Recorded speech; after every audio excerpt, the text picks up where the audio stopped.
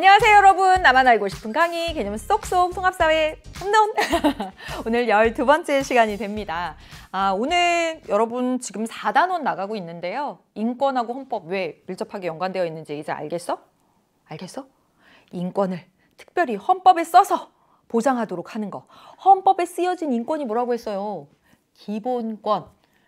그래서 헌법의 목적이 뭐라고요? 기본권 보장. 그랬지. 그래서 자 보겠습니다. 지난 시간에 바로 이 헌법에 대한 이야기를 했습니다. 그래서 헌법에 바로 기본권이 전반부에 쓰여져 있어. 대장기본권 뭐였어요? 인간 존중, 행복 추구.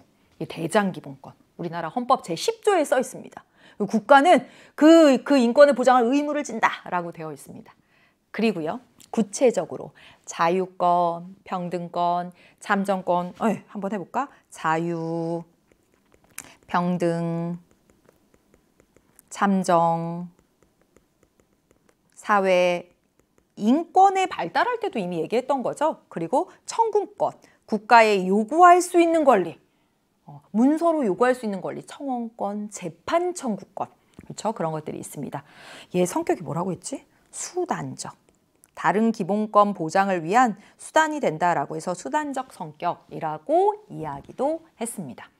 그래서 이 기본권 보장을 위해서는 국가의 조직과 작용을 명확하게 헌법에 규정해 놓고 그거에 벗어나거나 막 그러면 안 되는 거야. 예.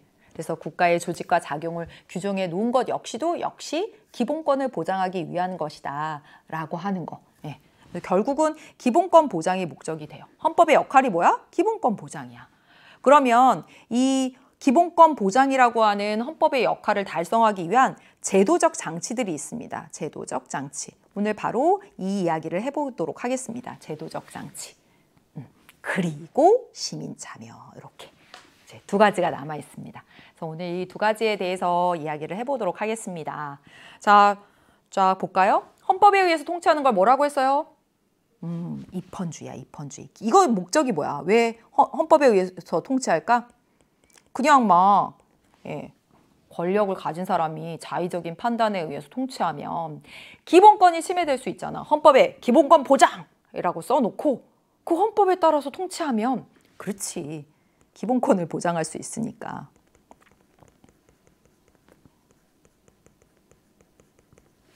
그래서 이걸 입헌주의라고 말합니다. 입헌주의. 그래서 우리 그 영국의 명예혁명의 결과 군주가 절대 군주가 아니라 입헌군주가 되었다. 바로 뭐예요? 의회나 헌법에 따라서 통치하는 군주. 이렇게 바뀐 겁니다. 그래서 입헌주의라고 하는 용어도 알아두시고 자 이제 인권 보장을 위한 제도들 살펴본다고 했어요. 첫 번째 국민 주권의 원리입니다. 인권을 보장하기 위해서는 군주가 어떤 권력자가 주권을 가지고 있으면 안 돼. 국민이 주권을 가지고 있어야 돼. 여러분 주권이라는 말 정말 많이 들어보았습니다. 주권이 뭘까요? 국가의 의사를 최종적으로 결정할 수 있는 권리. 쉽게 말해볼까? 주인으로서의 권리. 그러니까 국가의 어떤 의사를 결정할 수 있는 권리가 어떤 권력자에게 있으면 안 되지. 국민이 가지고 있어야 된다는 거예요. 그래서 우리나라도 국민 주권의 원리를 실현하고 있기 때문에 뭐 있어요? 선거권. 그래서 대표도 우리가 뽑는 거야. 선거권. 또 앞에서 봤던 국민투표권. 이런 게 존재하는 이유가 이러한 참정권 보장을 통해서 우리가 우리의 주권을 실현할 수 있어야 된다는 거지. 그래야 기본권을 보장할 수 있다는 거죠. 국민 주권의 원리. 됐습니다. 자, 두 번째. 권력 분립제도. 앞에서 말했듯이 권력이 어디 집중되어 있으면 그걸 자의적으로 행사해서 기본권을 침해할 수 있습니다. 인권 보장받기가 어려워져. 권력은 필연적으로 혼자 하고 싶고 계속 하고 싶고 이렇게 되거든. 그럼 그런 과정에서 대다수 구성원들의 인권을 침해할 수 있게 됩니다. 따라서 헌법에 써놓는 거야. 뭐라고? 이 법원, 대통령, 국회 이러한 작용을 해. 그래서 권력을 나눕니다. 권력 분립의 핵심적인 건 뭐냐면 권력을 나눠요. 나누고. 자, 분립하면 나누는 것까지만 권력 분립 같잖아. 권력 분립의 핵심적인 건 뭐냐면 나누는 것에서 끝나지 않습니다. 서로 뭐 하는 거야? 견제할 수 있도록 하는 거예요. 견제할 수 있도록 하는 거. 나누고 견제할 수 있도록 하는 거. 이게 핵심이다. 견제 장치를 갖는 겁니다. 그래서 대표적인 예가 무엇이냐면 이 권력 분립의 대표적인 게 상권 분립이잖아요. 이렇게 나누고 서로 권력 기관 간에 견제할 때 역시 어떻다고요? 인권 보장, 기본권 보장할 수 있는 거거든.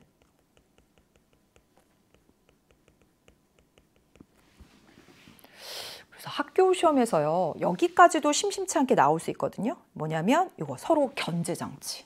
견제 장치. 이게 나올 수가 있습니다. 다시 권력 분립 뭐야? 일단 나눠. 혼자 하면 안 돼. 집중되면 안 돼. 그래서 어떻게 나눴어요? 우리나라 봐. 입법부, 행정부, 사법부 이렇게 나눴습니다. 이걸 바로 삼권 분립이라고 말하는 거지. 일단 나눴어. 나눈 거에서 끝나면 안 된다고 했습니다. 어떻게 하라고요? 견제 장치가 있어야 돼. 이 견제 장치 세부적인 것들은 여러분 정치화법에서 이제 공부할 겁니다. 엄청 잘 출제가 돼요.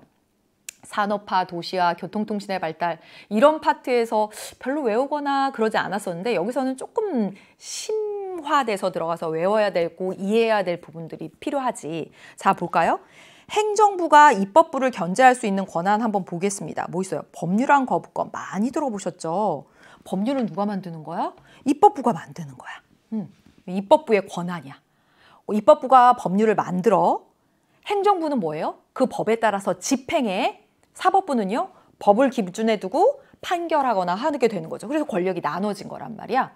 근데 나누는 것에서 끝나는 게 아니라 서로 견제. 그래서 지금 이 법률안 거부권은 행정부가 입법부를 견제하는 겁니다. 입법부 니네 법 만들었어? 우리 행정부가 거부할 수 있어. 대통령의 거부권이죠. 그렇죠? 네. 그러면 행정부가 입법부만 견제할 수 있는 권한 가지면 안 되지. 그 반작용도 있어야 될 거 아니야. 그래서 이거 알아보세요. 이것도 우리 많이 봤습니다. 탄핵소추권. 국회가 대통령을 탄핵소추한 사례를 보았습니다. 이게 견제 장치인 거야. 물론 국정감사, 국정조사 이런 자세한 내용들도 정치화법 가서 공부하면 하게 되는 거죠. 이렇게 서로 견제 장치가 있는 거지. 그렇지? 또 봐봐요. 행정부하고 사법부 간에 보시면 이런 내용도 어려울 수 있습니다. 명령규칙 심사권이라고 되어 있어요. 명령 누가 내린다고 했었지? 지난 시간에 이렇게 했는데 봐봐. 제일 위에 헌법이 있고, 그치? 그 다음에 그 밑에 뭐 있어요? 법률이 있죠. 법률이 있고 그 밑에 뭐 있어요? 명령이 있죠. 그 다음에 조례 규칙 이렇게 되어 있다고 했습니다. 이 명령을 누가 한다고요? 이거 행정부가 한다고 했잖아. 자, 사법부가 행정부가 하는 이런 명령 규칙에 대해서 니네 행정부 어떤 명령했어? 이게 위에 법률이나 헌법에 위배되면 안 되는 거잖아. 이렇게 딱 단계가 있으니까. 위배되는지 아닌지 보겠어? 이게 바로 견제하는 겁니다. 네, 견제 장치. 마찬가지 맥락도 있어요. 여기 보시면 여기 봐. 위헌 법률 심사 제청 또는 심판 이렇게 되어 있습니다. 또 상당히 난도가 있는 것인데요. 위헌, 헌법에 위배된 법률 누가 만든다고 했어? 입법부가 만든다고 했어. 니네 법 만들고 있지? 이 법이 헌법에 위배되는지 아닌지 심사해달라고 제안하고 요청할 거야 라고 하면서 양쪽에 이렇게 견제하는 거야. 입법부에 대해서는 위헌법률 심사 제청권 통해서 행정부에 대해서는 명령규칙 심사권에 대해서 이렇게 견제할 수 있는 겁니다. 그 반작용도 여러분 있는 것이고요. 어려운 용어들입니다. 그래서 권력 분립이란 무엇이다? 나누는 것에서 그치는 것이 아니다. 서로 견제하는 것, 견제 장치까지 알아두는 것. 학교에서 여러분 요 세부적인 내용들까지 공부하신다면 이 세부적인 내용들 알아두셔야 됩니다. 예, 통합사회에서 지향하는 바가 이 세부적인 거 다 하나하나 알아야 돼 라고 하는 것까지는 아니지만 학교에 따라서는 이 내용들이 중요한 내용이기 때문에 더 깊이 있게 들어갈 수 있어요. 그럼 거기까지 알아두셔야 돼요. 자, 기본권을 보장하기 위해서 첫 번째, 국민이 주권을 가지고 있어야 돼. 두 번째, 권력 분립해야 됩니다. 세 번째, 이게 법치주의예요. 법치주의하고 입헌주의는 크게 다르지 않습니다.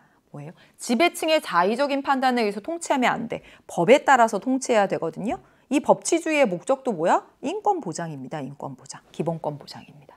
그래서 인권 보장을 위한 제도, 누적해서 보세요. 첫 번째 뭐라고? 국민주권. 두 번째, 권력 분립.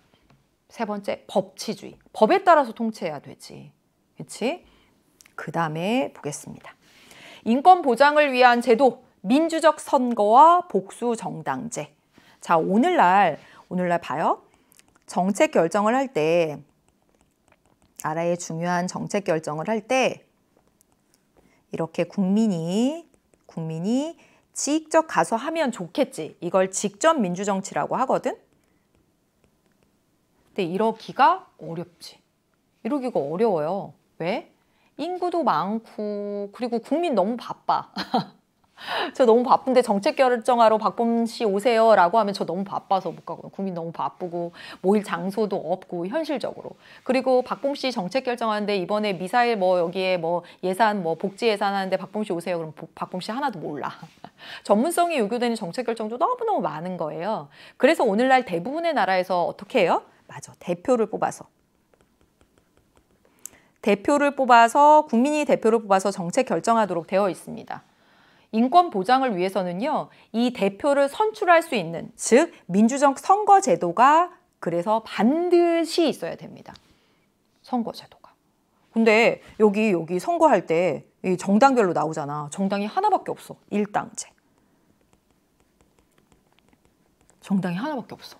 뭐 정당이 좀 여러 개 있어도 막 거의 막 진짜 이 정당이 거의 막 모든 힘을 좌지우지하는 정당이 하나밖에 없어. 그럼 어때? 이게 뭐 대표를 선출한다. 민주적 선거 제도가 존재한다 라고 하는 것 자체가 무의미한 거잖아요. 그쵸? 따라서 인권 보장을 위해서는 민주적 선거와 복수 정당제가 반드시 있어야 되는 겁니다. 복수 정당제. 그래서 우리나라는요, 정당 설립의 자유가 있습니다. 여러분이 우리나라 정당하면 몇 개밖에 몰라요. 그쵸? 뉴스에 자주 나오는 몇 개밖에 몰라. 그게 정당 전부인 줄 알잖아. 제가 어제 이렇게 다 찾아봤습니다. 우리나라에 등록된 정당이 몇 개지 하고 찾아봤더니 여러분 몇 개일 것 같아? 깜짝 놀랐어요. 48개인가 이러더라고. 와, 즉 뭐야?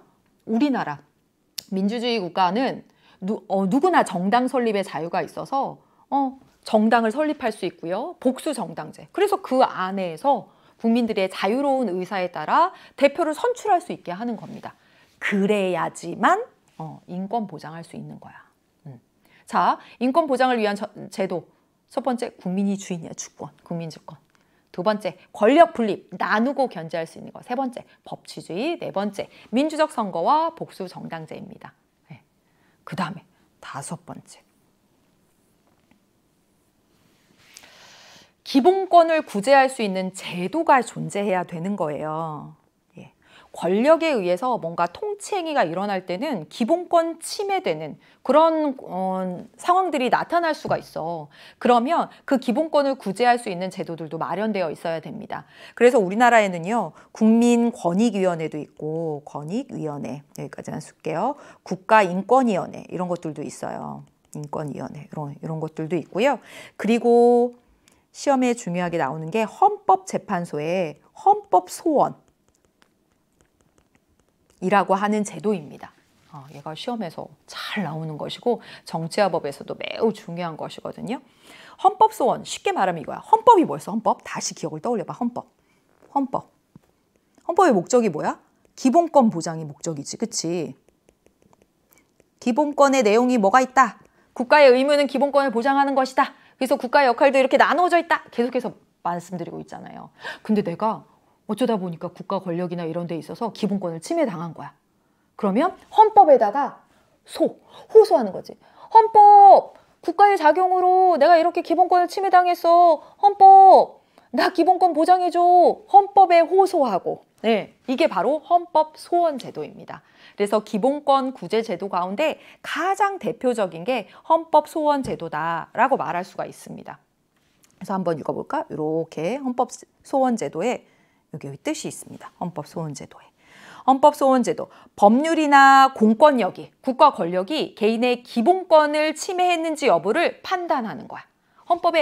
헌법, 너 기본권 보장이 목적이잖아. 그러니까 내 기본권을 국가가 침해했는지 네가 판단해줘. 라고 요구하는 게 뭐라고? 헌법 소원이라고. 그래서요, 여기 사례도 있어요. 여기 사례 있는데. 갑은 범죄 행위로 유죄로 선고받고 집행유예 중이라는 이유로 자신의 선거권을 제한하는 어떤 법이 국가의 정치 과정에 국민이 참여할 수 있는 권리, 국가의 정치 과정에 국민이 참여할 수 있는 권리, 여러분 뭐죠? 참정권. 그렇죠? 그리고 일반 국민과 집행유예 중인 자를 차별 취급하는 것으로 평등권을 침해한다라고 하여서 여기 보면 헌법소원 심판을 청구하였다라고 되어 있습니다. 자, 이거 다시 한번 분석해 볼게요. 조금 어려운 내용이 사례로 나오긴 했는데 이게 바로 뭐야? 이 사람이 뭔가 범죄 행위로 유죄를 받아가지고 집행유예는 이제 감옥에 가는 건 아니고, 이거 집행유예가 무엇인지 선고유예가 무엇인지 이런 것들도 정치와 법에서 배우게 됩니다. 아무튼 이제 그런 상황이야. 아무튼 집행유예 상황이야. 국가 권력이 나한테 집행유예라고 하는 걸 했지.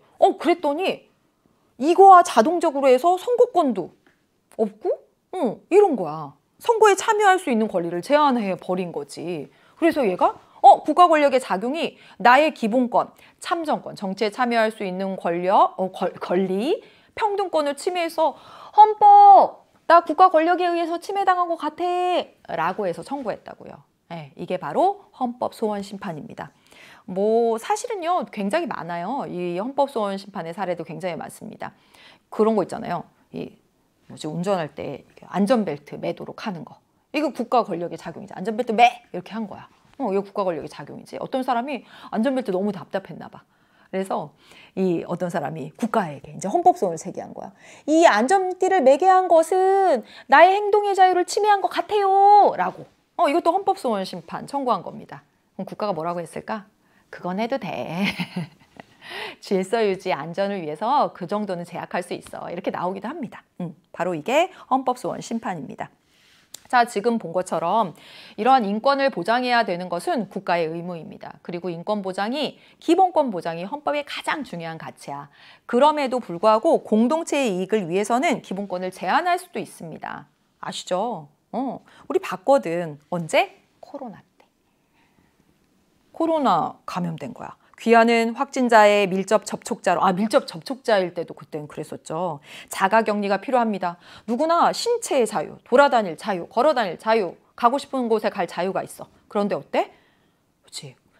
질서유지, 안전보장, 국가안전보장, 질서유지, 공공의 이익을 위해서는 이렇게 제한할 수 있습니다. 그래서 여기 보면 기본권 제한의 이유가 있어요. 국가안전보장, 공공복리, 질서유지.